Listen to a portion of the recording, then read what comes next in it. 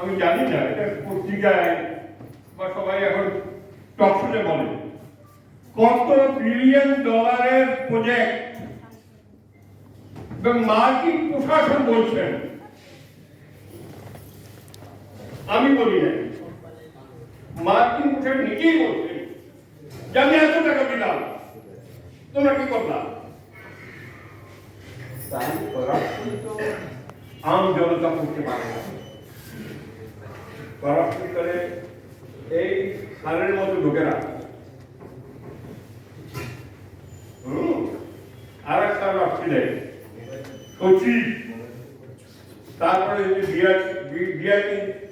BTR chairman, অনেক বড় মাপের লোক। যাই হোক, আমি ওই বিতর্কে যাই না। মেজিউসের জন্মের কাহিনী আপনারা জানেন। ইউরোপে আমেরিকা অষ্টাদশ ঊনবিংশ শতাব্দীতে 16 ঘন্টা 18 ঘন্টা কাজ করা হতো, কখনো কখনো শিকল দিয়ে আটকিয়ে রাখা হতো শ্রমিকদেরকে, যেন পালাতে না হয়। কাজ করতে করতে মেশিন যখন ঝুলে পড়তো। এইরকম একটা অমানবিক পরিবেশের মধ্যে কাজ করতো শ্রমিকরা। তখন শ্রমিকের নেতারা বলতো যে আমরা তো মানুষ, আমরা তো মেশিন না, আমাদের জন্য একটি কর্ম পরিবেশ তৈরি করতে হবে। কি? 24 ঘন্টা একদিন, দিনটাকে 3 ভাগ করতে হবে। 8 ঘন্টা শ্রম, 8 ঘন্টা বিশ্রাম, 8 ঘন্টা শিক্ষা বিনোদন।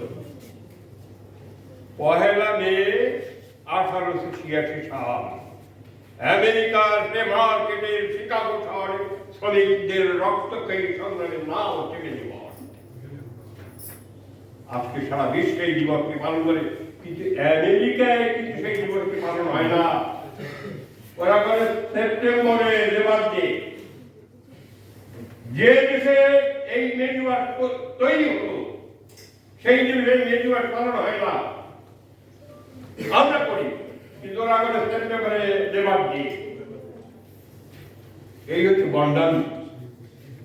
বাইরে আবার বাংলাদেশে 18 কোটি মানুষ, তার মধ্যে 16 কোটি হচ্ছে শ্রমিক কৃষক। 16 কোটি মানুষের হাত কয়টা? 32 কোটি হাত। আমরা যদি মুষ্টিবদ্ধভাবে দাঁড়াতে পারি, কোন জালেম নাই যে আমাদেরকে দাবিয়ে রাখতে পারে।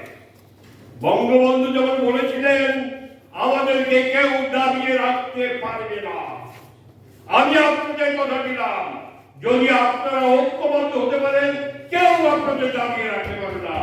দুনিয়া